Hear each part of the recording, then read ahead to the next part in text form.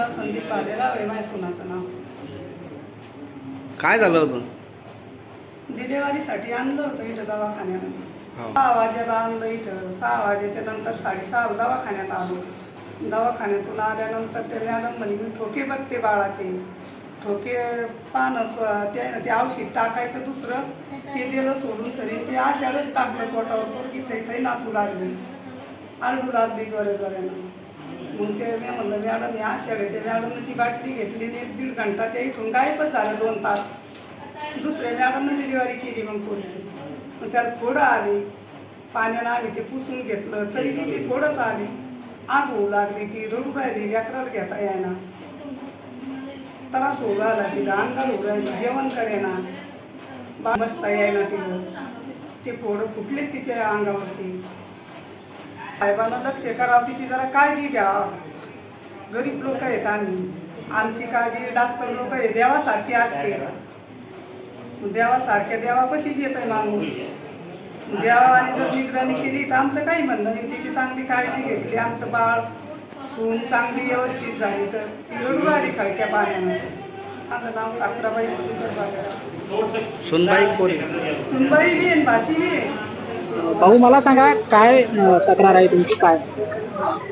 जालना जिल्ह्यातील भोकरदन येथील ग्रामीण रुग्णालयात आज सकाळी 6 वाजेच्या सुमारास आमची एक भगिनी भोकरदन तालुक्यातील एका गावातील रहिवासी असून ती डिलिव्हरीसाठी भोकरदन रुग्णालयामध्ये दाखल झाली असता तेथील त्या ठिकाणी उपस्थित असलेले डॉक्टर व संबंधित नर्स यांनी तिला सोनोग्राफीसाठी सोनोग्राफी हॉलमध्ये नेले.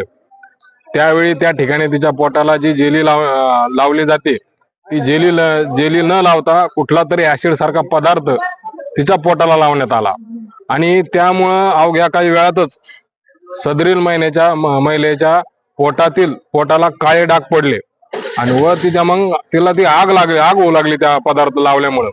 त्या आगीमुळं पोटात असलेलं बाळ आणि वर आग या महिलेला डिलिव्हरीसाठी आलेल्या महिलेला म्हणजे इतके वेदना होऊ लागल्या, ते मरणाच्या वेदना होऊ लागल्या तिला. इतका संवेदनशील विषय असताना तिला एवढा मोठा त्रास होत असताना हे डॉक्टर लोकांनी बघण्याची भूमिका घेतली. आमचा आरोप आहे की या संबंधित डॉक्टर आणि नर्स वरती तात्काळ कारवाई करावी आणि यांना माझे डॉक्टर पाटील यांनी त्यांना वाचवण्याचा प्रयत्न करू नये. आम्हाला असं निर्देशनात येऊ लागले की डॉक्टर राजेंद्र पाटील या संबंधित डॉक्टर कर्मचाऱ्यांना वाचवण्याचा प्रयत्न करत आहे. आमचा त्यांना गंभीर इशारा आहे इदालच्या प्रशासनाला, इदालच्या महाराष्ट्र शासनाला की तात्काळ या संदर्भात कारवाई करावी. नसता आम्ही सत्यशोधक बहुजन आघाडीतर्फे मोठ्या प्रमाणात समाज जिल्हाधिकारी कार्यालयासमोर आणून या संदर्भात तीव्र आंदोलन छेडण्याचा आम्ही या ठिकाणी इशारा देत आहे आणि संबंधित डॉक्टरना आणि डॉक्टर राजेंद्र पाटील या ठिकाणी इशारा देत आहे. डॉक्टर साहेब, तात्काळ तुम्ही संबंधित अधिकाऱ्यावरती कारवाई करा. नसता गाठ आमच्याशी आहे. गोर गरीब जनतेला तुम्ही अशी वेलना महिलेसोबत असं वागतात हे कत्ताही सहन करणारी गोष्ट नाहीये. आमचे तळपायच्या मस्तकाला जाणारी बाब आहे. गोर गरीब लोकांसाठी तुम्ही असे उपचार देता का? त्या महिलेला तिथून रेफर करा, दुसऱ्या चांगल्या हॉस्पिटलमध्ये हलवा आणि त्या हॉस्पिटलमध्ये जेव्हा ती महिला आली आणि ज्यावेळेस ती उपचार घेत होती त्या संबंधित परिसरातले सीसीटीव्ही फुटेज हे जप्त करा. नसता मग बघू आम्ही तुम्हाला आता कायदेशीर नियमाने. माझं नाव रवी राजू पाखरे, सत्यशोधक बहुजन आघाडी जिल्हा अध्यक्ष जालना. सर काय सांगाल आज भोकरदन ग्रामीण रुग्णालयामध्ये एका गरोदर मातेच्या पोटाला काहीतरी असं लावल्यासारखं एक प्रकरण उघड झालेलं आहे, काय सांगा? मी माहिती घेतल्याप्रमाणे वैद्यकीय अधीक्षकाकडून शीला संदीप भालेराव या महिला 3ऱ्या खेपेच्या गरोदर होत्या.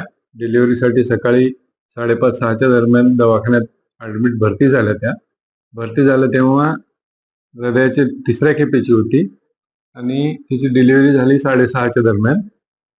बाळाचे ठोके ऐकण्यासाठी जे आपण डॉपलर लावते वेळेस तिथल्या स्टाफच्या सिस्टरच्या हाताने चुकून जे जेली लावायची राहते त्याच्यावर दुसऱ्या बाटलीतलं फिनाईल सारखं किंवा आयोडीन सारखं केमिकल लावण्यात आलं.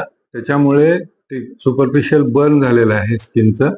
त्याच्यासाठी औषधोपचार करायला देखील सांगितले आणि हे चूक मुद्दाम केलेली आहे का घडलेली चूक झालेली आहे ह्याची शहानिशा करून रिपोर्ट द्यायला माझ्या वैद्यकीय अधीक्षकाला मी सांगितलेलं आहे. बाळ आणि आई दोघेही चांगल्या स्थितीत आहेत. इतकं घाबरण्यासारखं कोणतं ते चुकीनं घडलेलं आहे हे. सर मला सांगा की तुम्ही जरी सुपरफिशियल म्हणलं असेल मात्र ते आयोडीन युक्त ते जे आहे ते त्यांच्या घरच्याचा आरोप आहे की ते जे आहे ते फिनाईलच्या ऐवजी ऍसिडचा प्रकार आहे, कारण की ज्यावेळेस लावला त्यावेळेस ते अक्षरशः पेशंट जे आहे मोठ्याने उडत त्यांचा असा आरोप आहे त्याच्यावर. ऍसिड तिथं आम्ही दवाखान्यात वापरतच नाही, त्याच्यामुळे ते ऍसिड होऊ शकत नाहीये. आम्ही तिथं लेबर रूम मध्ये किंवा दवाखान्यामध्ये ते मोस्ट प्रॉब्ली फिनाईल असावं असं माझ्या वैद्यकीय अधीक्षकाचं म्हणणं आहे. त्याची पूर्ण चौकशी करून मला अहवाल सादर करायला सांगितलेला आहे. आता आईची आणि बाळाची तब्येत कशी आहे आता? चांगली आहे, सध्या आपल्या- बाळही चांगला आहे, आई चांगली आहे, असं रिस्क कोणतीही नाही त्याच्यामध्ये. नाही, शरीरावर पडल्यावरती एकदा कशी होते? आता ती प्रत्येक प्रवृत्ती म्हणजे प्रकृती जितक्या तितक्या प्रवृत्ती असतात. साधा आयोडीन लावलं तरी ही रिॲक्शन यायच्या गोष्टी मी बघितलेल्या आहे.